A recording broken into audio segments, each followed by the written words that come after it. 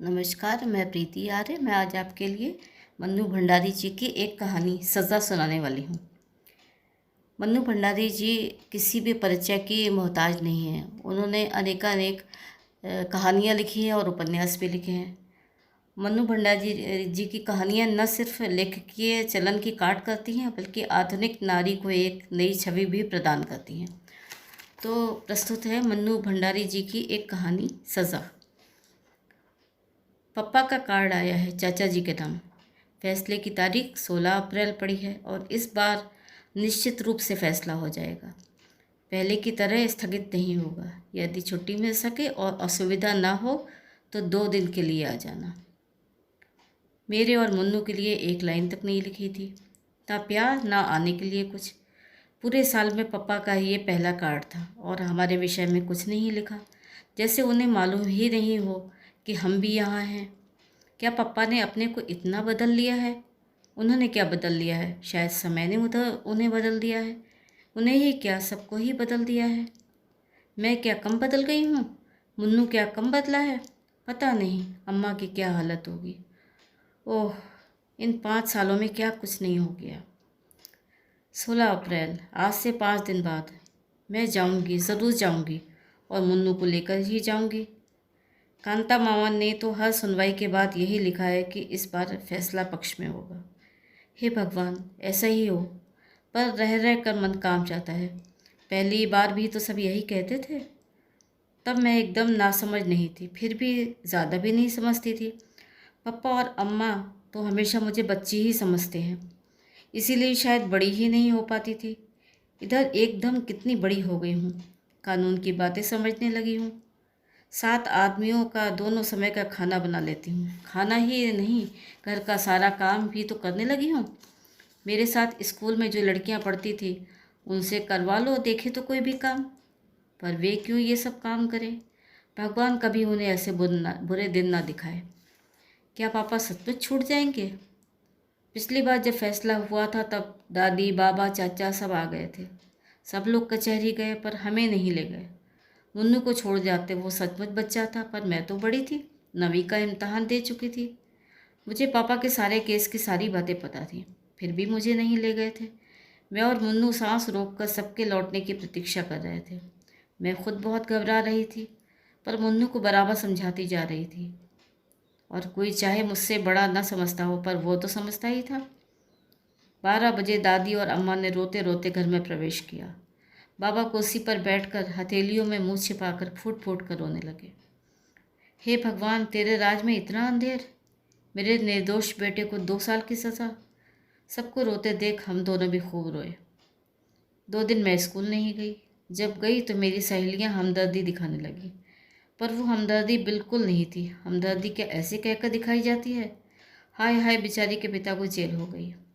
आपस में दबी दबी जबान में कहती, इतने बड़े लोग भी चोरी करते हैं। तभी ठाठ थे आशा जी के। मेरा जी होता चीख चीख कर सबसे कहूँ कि पप्पा ने कुछ नहीं किया। बस इस समय उनके ग्रह बिगड़े हुए हैं। ग्रह जब बिगड़ जाते हैं तब क्या नहीं हो जाता। रामचंद्र जी ने कौन सी चोरी की थी, फिर भी 14 साल का वनवास काटा कि नहीं? पांडवों ने क्या किया था, फिर भी अज्ञातवास किया या नहीं? तब जब ग्रह बिगड़ते हैं तो राजा को ही सब कुछ भोगना पड़ता है। इतनी सी बात ये लोग क्यों नहीं समझते? अम्मा ने मुझे समझाया कि अभी हमारे बुरे दिन हैं, जो भी आए चुपचाप सहन कर लो, और मैं समझ गई। तभी तो उन लोगों से कुछ नहीं कहती थी, पर उनको कभी कुछ समझ नहीं आया। शायद बुरे दिनों में ही समझ पड़ती है। खैर, तभी कांत मामा आ गए।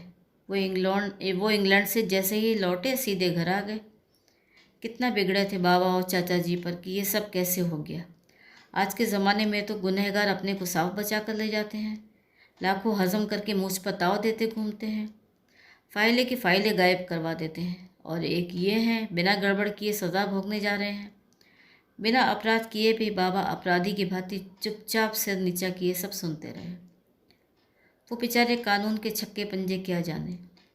जब नहीं सुना जाता तो रो पड़ते। उस समय मुझे कांत मामा का व्यवहार ज़रा भी अच्छा नहीं लगता था, पर कुछ कह भी तो नहीं सकता था कोई। वो हाई कोर्ट में अपील मंजूर कराने के लिए भाग दौड़ कर रहे थे। इंग्लैंड से लौटकर कांत मामा अपने को बहुत कुछ समझने लगे थे।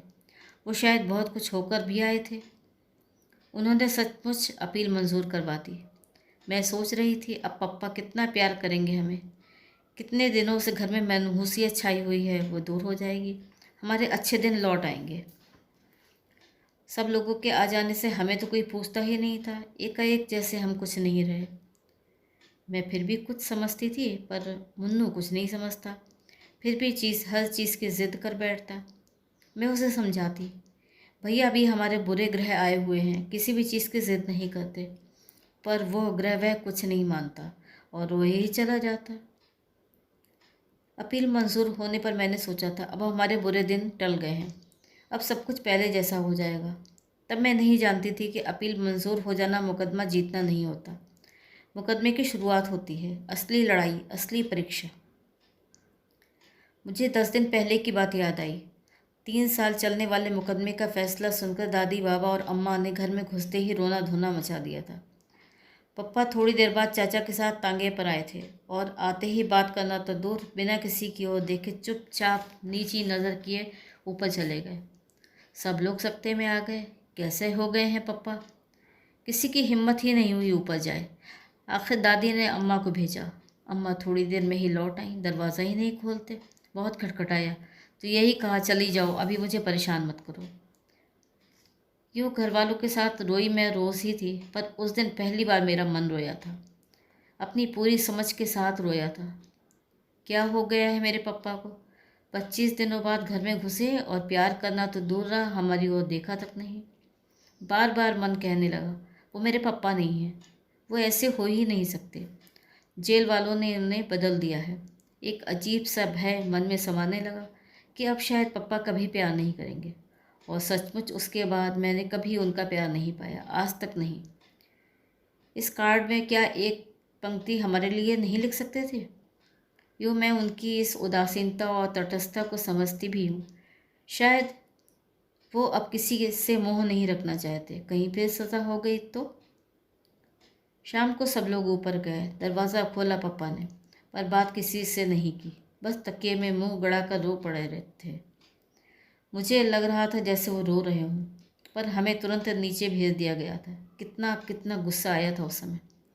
पप्पा हमारे हैं और ये सब इस तरह कर रहे हैं मानो हम कुछ भी नहीं हैं। पप्पा पर पहला हक मेरा है और वो भी सारी दुनिया में मुझे ही सबसे ज़्यादा प्यार करते हैं। मैं मनाने लगी थी कि ये सब लोग जल्दी से जल्दी अलीगढ़ से चले जाएं तो अच्छा हो। तभी शायद पप्पा हमसे पहले की तरह प्यार करेंगे। सबके सामने शायद उन्हें हमसे प्यार करते शर्म आती है। शर्म की बात तो है ही, स्कूल में मुझे क्या कम शर्म आती थी। अपील मंजूर करवाकर मामा और मामी, चाचा जी चले गए। दादी और बाबा तो घर के ही हैं, पर पप्पा फिर भी नहीं उतरे। उस रात अम्मा को सोने के लिए ऊपर भेजा। वो सवेरे उठकर आई तो बोली, माँ जी, मुन्नू को आप गांव लेती जाइए, वहाँ के स्कूल में डाल दीजिए। यहाँ तो अब उनकी फ़ीस जुटाना भी भारी पड़ेगा। आशा का तो इस साल फाइनल है, वरना उसे भी उमेश भैया के पास भेज देती। नीचे का घर अब खाली कर देंगे। फिर और पता नहीं क्या क्या बातें हुई दोनों में, और फिर दोनों खूब रोईं, खूब रोईं। मैं किसी को भी रोता देखती तो बिना कारण जाने ही रोने लगती। फिर उस दिन तो रोने का बहुत बड़ा कारण भी था। मुन्नू चला जाएगा, कैसे रहेगा वो गांव में? वहाँ का स्कूल भी कोई स्कूल है? यहाँ इतने अच्छे स्कूल में पढ़ा है। पप्पा चाहे सारे दिन चुपचाप पड़े रहें, पर इस मामले में वो कभी चुप नहीं रहेंगे। पर पापा कुछ नहीं बोले। शायद अप्पा अम्मा के साथ बैठकर ही ये सब कुछ तय किया गया था। रो धोकर मुन्नू भी चला गया। हाँ, जाते समय पप्पा ने उसे सीने से लगाकर बहुत प्यार किया था। मैं पास ही खड़ी थी। पप्पा की आंखों से आंसू टपक रहे थे। मेरा बड़ा मन कर रहा था कि मैं आंसू पोंछ दूँ, उनके दुख को दूर करने के लिए, पप्पा का प्यार पाने के लिए। मुन्नू दूर जाकर भी पप्पा के कितने पास हो गया, मैं पास रहकर भी शायद हमेशा दूर ही रहूँगी। पर पप्पा उसे छोड़ने नीचे नहीं आए, कोई स्टेशन भी नहीं गया, जाता ही कौन। अम्मा अकेली निकलती नहीं और मैं जाती तो लौटती कैसे? मुन्नू के जाते ही हमारा घर सूना ही नहीं हुआ, उसमें बहुत कुछ रद्दोबदल भी हो गया। और फिर मुन्नू ही क्यों, धीरे धीरे सारा सामान भी चला गया। नीचे का मकान खाली कर दिया, खाना पकाना सोना बसाती में। पापा की छोटी सी कोठरी साफ करके पास की छोटी सी कोठरी साफ करके मुझे पढ़ने के लिए मिली। पप्पा आप कुछ कुछ बोलने लगे थे, पर पहले वाले पप्पा वो बिल्कुल नहीं रह गए थे। बस सारे दिन चुपचाप लेटे रहते या कुछ पढ़ते रहते। कभी कभी गोदी में तकिया रख कर कुछ लिखते। मेरा बड़ा मन होता कि देखूं वो क्या लिखते हैं, पर कभी हिम्मत ही नहीं हुई। कितनी ही बार पढ़ा था कि दुख में हिम्मत रखने वाले सच्चे वीर होते हैं। हंसते हंसते जो सारे दुख झेल जाए वही सच्चा पुरुष है। मेरा मन होता पप्पा को ये बात समझाऊं, पर क्या पप्पा ये सब नहीं जानते।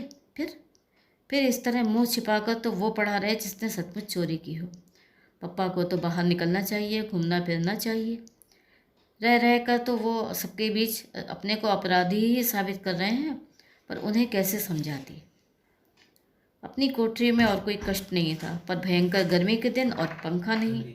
रात को जैसे तैसे छत पर कट जाती, पर दोपहर में तो छत पर बने ये कमरे भट्टी की तरह जलते थे।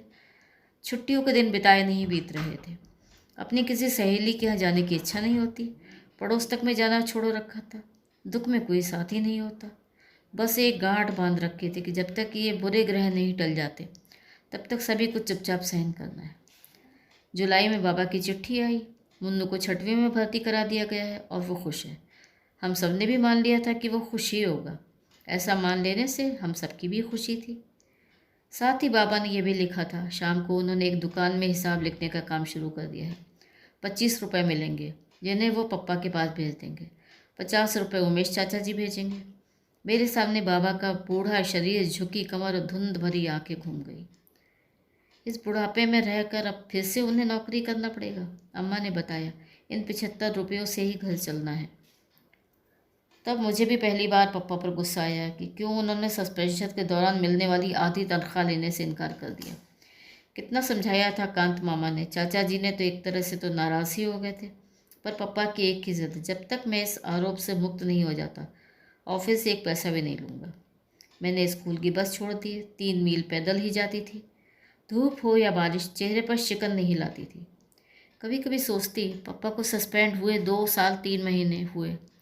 इतने दिनों में आखिर कितना खर्च हुआ है कि बैंक का सारा रुपया निकल गया, अम्मा के सारे गहने बिक गए और भी पता नहीं क्या क्या चला गया। फ़कीर लोग शायद बहुत लुटेरे होते हैं। कभी सोचती, इससे तो पप्पा सचमुच ही ऑफिस का रुपया मार लेते तो अच्छा होता। कम से कम मुन्नू को तो अपने पास रख सकते और एक पंखा भी रख लेते। इस उम्र में तो चमड़ी जैसे उबली जाती है। ईमानदारी करके ही कौन सा सुख मिल रहा है। अम्मा को पता नहीं क्या हो गया था कि भीतर ही भीतर सूखती जा रही थी। कहाँ तो कुछ कहती नहीं थी, कहाँ अब सारा काम हाथ से करने लगी थी। पप्पा भी उनकी मदद करते थे। उस समय मुझे बड़ा अच्छा लगता था। उन दिनों अम्मा बहुत चिड़चिड़ी हो गई थी। एक दिन उन्होंने मुझे ज़रा सी बात पे पीट दिया। अपनी याद में पहली बार मार खाई थी, और वो भी इस उम्र में। शरीर से ज़्यादा मन आहत हुआ। चोट से ज़्यादा इस बात का दुख था कि पप्पा बैठे देखते रहे पर कुछ नहीं कहा। ना अम्मा को मना किया, ना ही मुझे प्यार किया।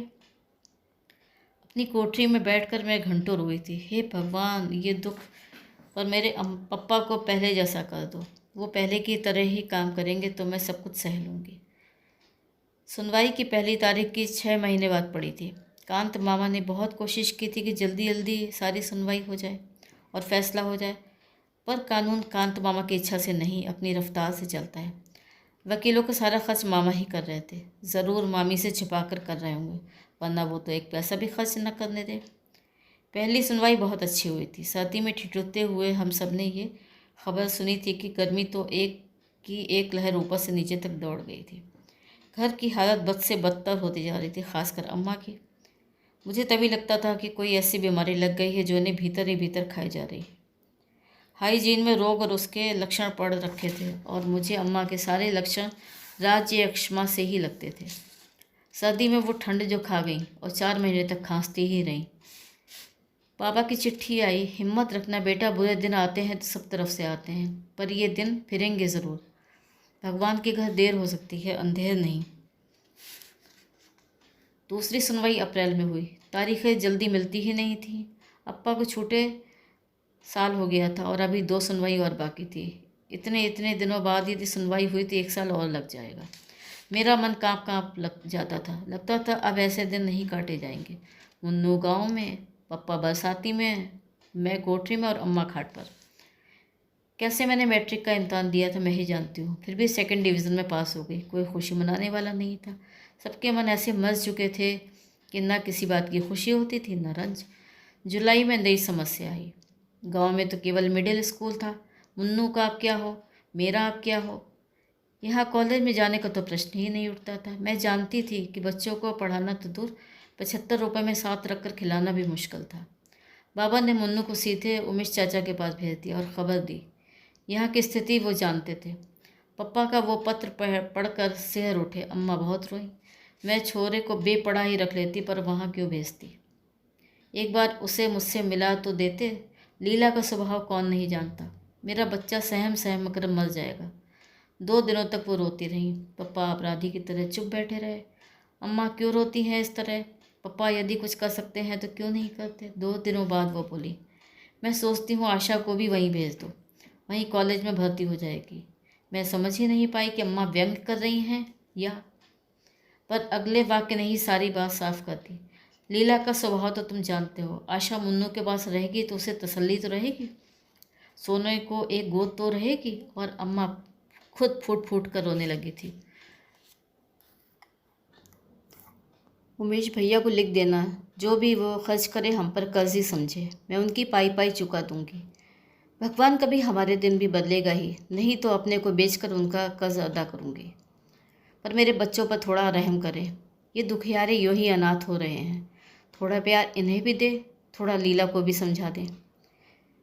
कांत मामा अपने किसी काम से दिल्ली आए थे। लौटते समय अलीगढ़ भी उतरे। अम्मा ने उन्हीं के साथ मुझे इलाहाबाद भेज दिया था। कांत मामा ने एक बार कहा ज़रूर था, कलकत्ता भेज दो, वहाँ पढ़ लेगी। पर क्या मैं पढ़ने जा रही थी। पढ़ना तो बस यूं ही था। मुझे तो मुन्नू को तसल्ली देनी थी। वो रोए तो उसे अपनी गोद में सुलाना था। और उस दिन मैं सचमुच बड़ी हो गई थी, अम्मा की तरह बड़ी। पर घर छोड़ते समय सारे बड़प्पन के बावजूद फूट ही पड़ी थी। अम्मा की हालत देखकर घर का अधिक काम मैंने संभाल रखा था। अब क्या होगा। इस हालत में अम्मा कैसे सब काम करेंगी। रोज़ रोज़ के बुखार ने उन्हें हड्डियों की ठुट्री बना दिया था। पर अम्मा को तसल्ली देने वाले पप्पा हैं। रोने के लिए पप्पा की गोदी है। मुन्नू तो वहाँ अकेला है। अभी मेरी सबसे ज़्यादा ज़रूरत मुन्नू को ही है। रास्ते में कांत मामा ने मुझसे पूछा था, शारदा को रोज़ बुखार रहता है, किसी डॉक्टर को दिखाया या नहीं। नहीं। और मुझे रोना आ गया। रोते नहीं बेटे, अब बहुत जल्दी ही सब ठीक हो जाएगा। पप्पा ने तो कई बार कहा था कि दिखा दो, पर अम्मा मानती ही नहीं। कहती हैं डॉक्टर झूठ मूठ का वहम डाल देते हैं।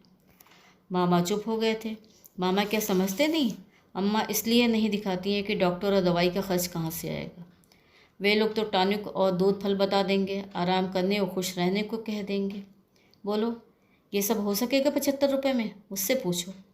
इन दिनों में मैंने हिसाब चलाया है, एक एक चीज़ गिना सकती थी, पर उनसे क्या कहती। वकीलों को सारा खर्च तो वो कर रहे हैं, और वकीलों पर कितना खर्च होता है क्या मैं नहीं जानती। मुन्नू मुझे देखते ही चिपट पड़ा था और रो दिया था। मुझे भी रोना आ गया था। चाची ने कुछ कहा ज़रूर था, पर अपने ही रोने में हमने सुना नहीं। मुन्नू को गले लगाकर मुझे कैसा लग रहा था मैं नहीं बता सकती। इतना ज़रूर लगा कि उसे सचमुच किसी गोदी की ज़रूरत थी, किसी सहारे की।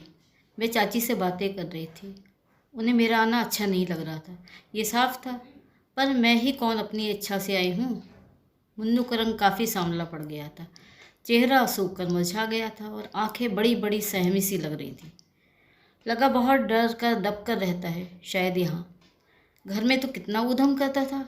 इतना सा बच्चा, कैसे उसने अपने आप को बदला होगा, दबाया होगा। देखा, उसका काम था साल भर के बिट्टू को खिलाना। सारे दिन वो उसे गोदी में टांगे टांगे फिरता।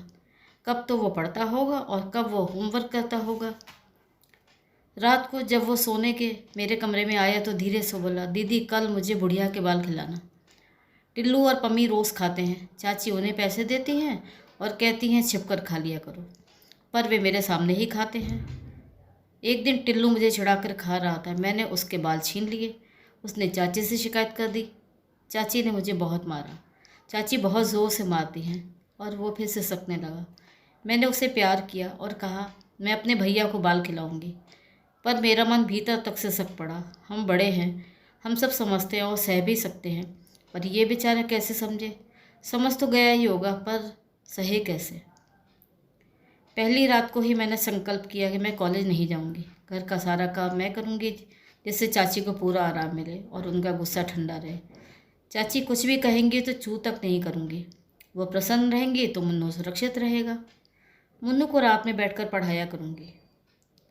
मैं चाची से भी जल्दी उठकर सबके लिए चाय बना देती, फिर जल्दी से टिल्लू और पम्मी को तैयार कर देती, तब नाश्ता देकर तीनों बच्चों को स्कूल भेज देती। नाश्ते की प्लेट देखने चाची ज़रूर आती। शायद उन्हें यह वहम रहता कि मैं मुन्नू को कुछ ज़्यादा या अच्छा ना खिला दूँ। चाचा जी तारीफ़ करते, तुम तो बड़ी होशियार हो आशा, इतना काम कर लेती हो। चाची तुरंत कहती, मैं जब इतनी बड़ी थी तो 12 जनों के कुनबे को संभालती थी, आधा आधा मन की पापड़ मंगवाड़ी करती थी। चुप रहती थी मैं। दोनों समय का खाना भी मैंने अपने हिस्से में कर रखा था। रात को सोने जाती तो पैर मेरे झपकते ही थे। कभी कभी मुन्नू को अपने पैरों पर खड़ा कर लेती थी, उससे पैरों को तो आराम मिल जाता, पर मन। अम्मा कभी कभी गांव में काम करवाया करती थी तो पप्पा डांटते थे, मैं अपनी आशा को डॉक्टर बनाऊंगा, विदेश भेजूंगा। ये भटियार खाना खाना करवा कर क्या मुझे अपनी बिटिया की ज़िंदगी ख़राब करनी है? यही वाक्य हवाओं में तैरता कमरे में घूमता रहता। धीरे धीरे आदत पड़ गई तो पैरों का दर्द बंद हो गया और मन भी सुन्न होता चला गया। मैंने अम्मा को नहीं लिखा कि मैं कॉलेज में भर्ती नहीं हुई हूँ। लिखने के लिए चाची जी ने मुझे 4 पोस्ट कार्ड दिए थे और बताया था कि हर महीने 4 कार्ड मिलेंगे। उनमें मैं अपने कुशल समाचार भेज देती थी बस। रात दिन काम कर कर के मैं चाची के क्रोध को संभाले रहती। आराम पाकर मुझ पर वो कुछ कुछ प्रसन्न भी हो गई थी, पर उनका हाथ जब तब उठ जाया करता था, अपने बच्चों पर भी और मुन्नू पर भी। उनके बच्चे आदी थे, सो मार खाकर भी हंसते रहते और भाग जाते। फिर वे मार खाते थे तो प्यार भी पाते, पर मुन्नू सहम जाता था। भीतर ही भीतर से सकता, बड़ी करुण नज़रों से वो मुझे देखता, पर भीतर से कटकर भी मैं ऐसे अवसरों पर कुछ नहीं बोलती। सोचती, यूँ मार खाकर मुन्नू तो बेहद ढीठ हो ही जाएगा, जड़ हो जाएगा। पप्पा और अम्मा तो कभी हाथ भी नहीं लगाते थे। अकेले में मैं उसे प्यार कर लेती, समझाती, थोड़े दिनों की बात और है भैया, फिर हम अपने घर चलेंगे, अम्मा और पप्पा के पास। बस पता नहीं वो समझता था भी या नहीं, पर मेरा मन सबसे ज़्यादा दुखी होता जब चाची गुस्से में कहती, ऑफिस के 20,000 गायब करके गाड़ दिए और हमारा खून चूस रहे हैं। ये हमारे बड़े हैं, लानत है ऐसे बड़प्पन पर। मैं सोचती, क्या सचमुच चाचा जी यही सोचते हैं कि पप्पा ने रुपए मारे हैं? यदि आज उनके पास पैसा होता तो क्या हमें यूँ छोड़ देते और अपने सारे पिछले दिन आंखों के आगे घूम जाते? कितना प्यार करते थे पप्पा, कितना। मैं चाहे कुछ भी लिखूं, पर क्या वो जानते नहीं होंगे कि हम पर यहाँ क्या गुजर रही है? 31 तारीख को चाचा जी ने चाची के हाथ में तनख्वाह रखी तो चाची ने कहा, अब भाई साहब को लिख दो कि 50 रुपये नहीं भेज सकेंगे। इस महंगाई के ज़माने में 2 पालना ही बहुत भारी पड़ रहा है, फिर हमारे भी तो बच्चे हैं। कौन यहाँ खान पड़ गड़ी है? बात ठीक थी, पर मेरा मन कांप गया। चाचा जी रुपए नहीं भेजेंगे तो क्या होगा? 25 रुपये महीने में क्या होगा? इतना तो कमरे का किराया ही चला जाता है। रोती हुई अम्मा और बिसूरते हुए पप्पा मुझे सारी रात दिखाई दिए। मैं भी उनके साथ बहुत रोई। अम्मा का कोई पत्र ही नहीं आया बहुत दिनों तक। उठते बैठते एक ही चिंता थी मुझे, अम्मा ने पैसे की क्या व्यवस्था की होगी। कांत मामा का भी कोई पत्र नहीं आया, पता नहीं क्या हाल है उधर का। पूरा अगस्त बीत गया। मैं अपने 4 कार्ड डाल चुकी थी, पर कोई जवाब नहीं आया। क्या हो गया है अम्मा को, लिखती क्यों नहीं? सितंबर में कांत मामा का पत्र आया। शारदा की तबीयत खराब थी, सो उसे यहाँ ले आया। उसका यहाँ इलाज चल रहा है। दिनेश जी ने कमरा बदल लिया है, उनका पता है। किस्मत के अलावा क्या कहूँ कि तारीख जल्दी नहीं मिलती। 3री तारीख इसी महीने के आखिर में पड़ी है। सुनवाई पर जाऊँगा, तुम घबराना मत, भगवान सब ठीक करेंगे। गर्मियों तक कुछ न कुछ अवश्य हो जाएगा। तो पप्पा अकेले रह गए। अम्मा और पप्पा की गोद भी छिन गई, जिनमें से वे रो सकते थे। पप्पा का ये पता अलीगढ़ की गली गली मुझे बताती, ये तो मज़दूरों की बस्ती है। अंधेरी सीलन भरी गलियां, पास में बहते हुए नाले। पप्पा का खाना कौन बनाता होगा? उन्होंने तो कभी ऐसे काम नहीं किए। कभी अंगीठी भी जलाते तो अम्मा मना कर देती थी। तब वो यही कह देते, शारदा कौन जाने कि इस बार छूट ही जाऊंगा, सज़ा हो गई तो पता नहीं क्या क्या करना पड़ेगा। अम्मा बीच में ही डांट देती, ऐसी बात क्यों मुझसे निकालते हो? भगवान के घर देर हो सकती है, अंधेर नहीं। ये वाक्य अम्मा ने बाबा से सीखा था और मंत्र की तरह गांठ बांध रखी थी। और मैं भगवान से यही मनाया करती कि हे भगवान, उन्हें सज़ा ना हो, पप्पा की तपस्या का फल उन्हें मिले। जो कुछ वो सह रहे हैं वो क्या तपस्या से कम है? सीलन भरी अंधेरी कोठरी में सबसे मुँह छिपा कर रहना, बच्चे कहीं, पत्नी कहीं। अब तो रहम करना, अब उन्हें सज़ा मत देना ईश्वर। मार्च में चौथी सुनवाई भी हो गई। कांत मामा की चिट्ठी आई कि फैसला पक्ष में ही होगा। केस की पैरवी बहुत अच्छे ढंग से हुई है, बस फैसले की तारीख पड़ जाए जल्दी से। मैं बैठी बैठी दिन गिनती। पापा को सस्पेंड हुए 4 साल हो गए। इन 4 सालों में क्या कुछ नहीं हुआ। भगवान की देर तो बहुत की, पर अब अंधेर मत करना। यूँ ये देर भी अंधेर से कम नहीं, पर और अंधेर मत करना। मुन्नू और टिल्लू अपना अपना रिजल्ट लेकर आए। टिल्लू सब विषयों में पास था और मुन्नू एक विषय में फेल होकर प्रमोट हुआ था। चाचा जी ने टिल्लू को प्यार किया। मुन्नू पास खड़ा आंसू भरी आंखों से टुकुर टुकुर ताकता रहा। चाची ने कहा, फेल हो गया ना, पढ़ने लिखने में मन लगाओ मुन्नू साहब, तब टिल्लू की तरह पास हो पाओगे। सारे दिन बैठे बैठे टसुआ बहाने से पास नहीं हुआ जाता। आँख के आंसू गालों तक ढुलक गए। कमीज की बाह से उन्हें पोंछता हुआ वो भीतर जाने लगा तो टिल्लू जुड़ाने लगा, फेलू राम, फेलू राम। उस दिन पहली बार मेरे लिए अपने पर बस रखना बहुत कठिन हो गया। मन हुआ कह दूं, उसे पढ़ने के लिए समय ही कहाँ है, सारे दिन तो बिट्टू को खिलाता है, 25 चक्कर बाजार के करता है। पर चुप। जाते जाते मुन्नू ने एक बार चढ़ाते हुए टिल्लू को ज़रूर जलती आंखों से देखा था। लगा उठाकर हाथ ही मार देगा, पर ना वो लौटा ना कुछ बोला ही। कैसा हो गया है मुन्नू इतना सहनशील? चुपचाप सहने का उपदेश उसे मैं ही दिया करती थी, पर अब ये यूँ सहा नहीं जाता। यूँ सबसे ज़्यादा कष्ट मुझे ही होता है, पर कोई उपाय भी तो नहीं था। मुन्नू की छुट्टियां हो गई। सोचती थी शायद कांत मामा या अम्मा का कोई पत्र आएगा कि तुम लोग आ जाओ, पर किसी ने कुछ नहीं लिखा। पप्पा तो कभी कुछ लिखते ही नहीं। अम्मा कभी कभी 2 लाइनें लिख देती हैं, मैं धीरे धीरे ठीक हो रही हूँ, तुम चिंता मत करना। लीला को आशीर्वाद, बच्चों को प्यार, चाची की मदद करना, तंग मत करना। मुझे हर बार लगता था कितनी झूठी चिट्ठी लिखती हैं अम्मा। पर धीरज की अवधि खिंचते खिंचते 1 साल तक पहुंच गई। पिछले मार्च में सुनवाई हुई थी और अब इस साल का अप्रैल है। अब तो मुझे लगने लगा था जैसे ज़िंदगी भर हमें इसी तरह रहना है, बस इसी तरह। अब मैं कभी कॉलेज में पढ़ने नहीं जा पाऊंगी। मुन्नू हर साल एक विषय में फेल होकर जैसे तैसे प्रमोट हुआ करेगा। अम्मा शायद हमेशा बीमार रहकर मामा के यहाँ इलाज करवाती रहेंगी। पप्पा वैसे ही सीलन भरी बदबूदार कोठरी में अपना खाना आप पकाया करेंगे। और तभी आज पप्पा की ये चिट्ठी आई, उनके हाथ की लिखी पहली चिट्ठी। मैंने 1000 बार देखा, पढ़ा, छुआ, जैसे उस कार्ड को छूकर पप्पा की हालत का ज्ञान हो जाएगा। पप्पा ने हमें बुलाया नहीं, कहने से चाचा जी ले जाएंगे, पर इस बार जाएंगे ज़रूर, चाहे कुछ भी हो जाए। कांत मामा को लिखूं, वे लेते जाएंगे। कल सवेरे 10 बजे फैसला है। हम दोनों कांत मामा के साथ आ गए। धर्मशाला में छोड़कर मामा पप्पा को लेने चले गए। पूरी उम्मीद थी कि इस बार अम्मा ज़रूर आएंगी, पर वो नहीं आई। मामा ने इतना ही कहा, उसकी हालत लाने जैसी नहीं थी। फैसला हो जाए तो तुम लोग वहीं चलना। पता नहीं अम्मा किस हालत में है, मन बार बार कांप उठता है। मामा कुछ छुपा रहे हैं। मैंने भी अम्मा से कितना कुछ छिपा रखा है। आज कौन किसके बारे में सही बात जानता है। दूसरे को हल्का रखने के लिए हम अपने अपने दुख में ही भारी हो रहे हैं। पप्पा आए तो मैं और मुन्नू उनसे लिपट गए। पप्पा, शायद पप्पा को भी हम लोग ऐसे ही लग रहे होंगे। कितने कितने आंसू बह गए हम तीनों के। कांत मामा भी रो पड़े। शाम को दादी बाबा भी आ गए। रात में मुन्नू दादी से पूछ रहा था, दादी अब तो हम पप्पा के पास ही रहेंगे ना, तुम इतनी पूजा करती हो, अपने भगवान से कहो हमारे पप्पा को छोड़ दें। हाँ बेटा, अब तू पप्पा के पास ही रहेगा, रात दिन भगवान से यही तो कहती हूँ। चाची के पास अब मैं कभी नहीं जाऊँगा। टिल्लू को अपने आप को समझता क्या है, मैं अपने पप्पा के पास रहूँ और फिर आ जाए। हर एक चीज़ में पछाड़ सकता हूँ उसे, पढ़ने में भी, कुश्ती में भी। पहले फर्स्ट आया भी हूँ एक बार क्लास में। क्यों दीदी, आया था ना? मेरी आंखें भीग गई। कितने दिनों बाद मुन्नू को उसके असली रूप में देख रही हूँ। टिल्लू ने उसे चढ़ाया था तो इसने कुछ नहीं कहा था, चुपचाप भीतर बैठकर रोया था। शायद जानता था कि टिल्लू को कुछ भी कहने का अर्थ है चाची की मार। पर मुझे कितना बुरा लगा था उस दिन।